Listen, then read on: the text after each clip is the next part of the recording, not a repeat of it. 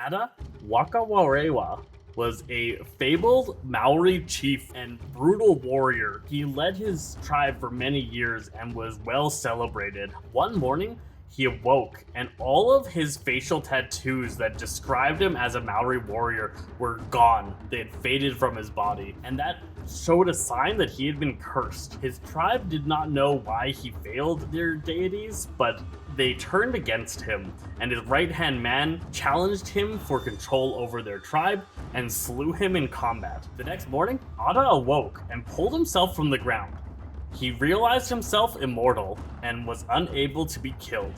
He returned to his tribe and slew his killer, but was not welcomed back with open arms and was instead feared by his people. This caused him to strike out into the world and try to find redemption for whatever he had done, but he was unaware of what it was that caused the gods to turn their back on him. He traveled the world for many years, battling and honing himself through different cultures and experiencing different groups. Eventually, he realized he had lived so long, his tribe was gone. Everyone he knew, everyone that he would need to redeem himself to, no longer existed. And so he changed his name. He gave up being Ata, and he took on the name Haka, which is the word for the battle shout that the Maori people release before battle. And he went about the world, learning their cultures, accepting who they are, and helping to defend the weak in battle. Eventually, Haka ends up joining up with the Prime Wardens and fights Akash Buta to save the world from devastation. He is a very powerful individual with immortality, which is quite the power to have. Alright, so Haka is a very interesting character. He looks pretty cool, big, beefy Maori warrior. His base power is Riri, deals 1 target, 2 damage, nice and simple power there. 34 HP is a load of it.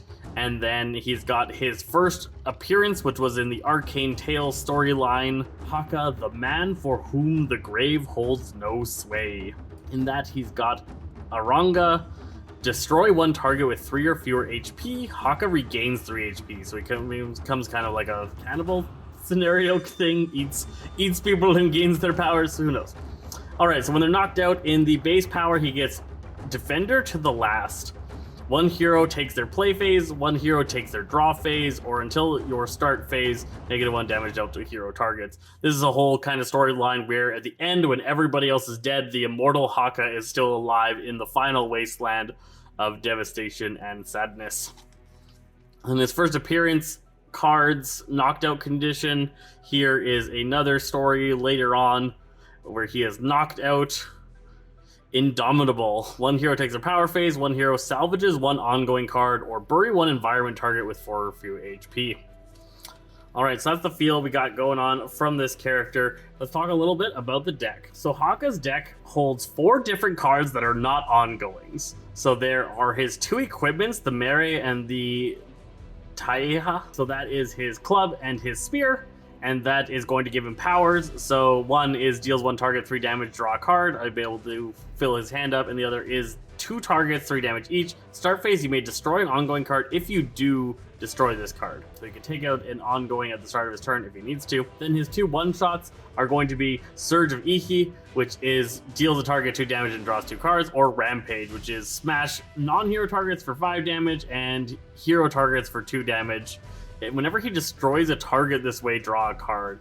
Quick way to wipe a board as well as get a bunch of cards in his hand. Why is cards in hand important? Well, that goes to his ongoings. So there are a couple of copies of each of these in his deck, but there are only 4 cards that are not ongoings. The 3, I would argue, most important ongoings in his deck are his Hakas. So Haka of Recovery, Haka of Battle, and Haka of Frenzy. These are interesting ongoings that give him a passive effect and then do something at the start of his next turn.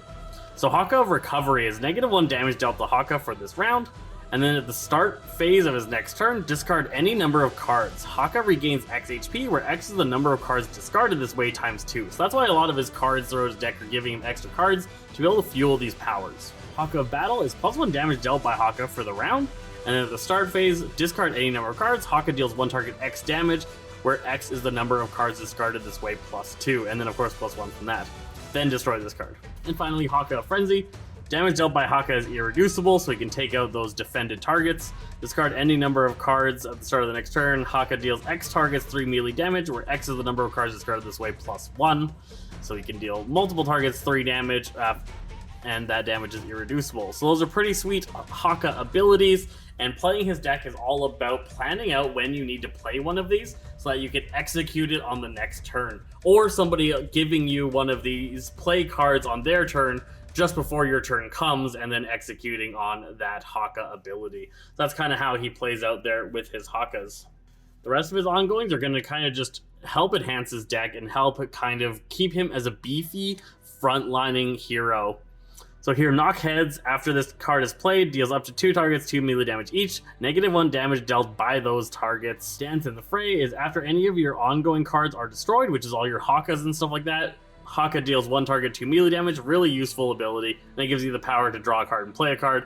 Play card powers are super strong on Haka because you get to get an additional putting out of a Haka effect usually. Tonga Mana. After Haka destroys any non-hero target, draw a card. So he's all about destroying low health targets, taking them out, and then refilling his card from that. You may draw 3 cards at the start phase if you do destroy this card. Tamoko. This is his facial painting that he lost when he originally discovered his powers, but it eventually gets back.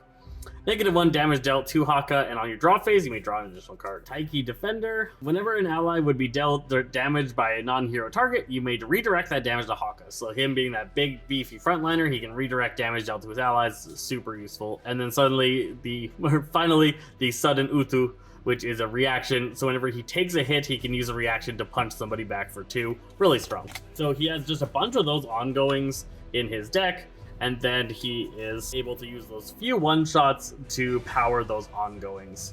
He's a very useful character, quite powerful, but he doesn't have a lot of high highs. Characters like Tachyon or Bunker with their big Omni Cannons or supersonic punches have a much higher high state as a tanky character than Haka has. If you play Haka, you're going to feel yourself at a generally slightly above average level the entire game long.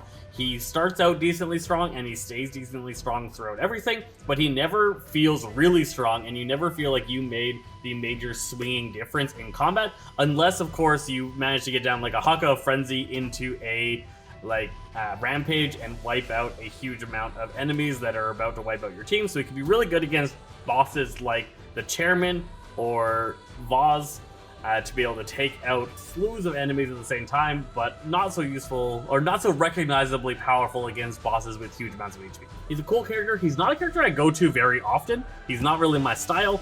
I prefer a lot of the other characters that do a lot of equipment swapping and stuff like that, but this guy is liked by a lot and a pretty cool character, so that is Haka.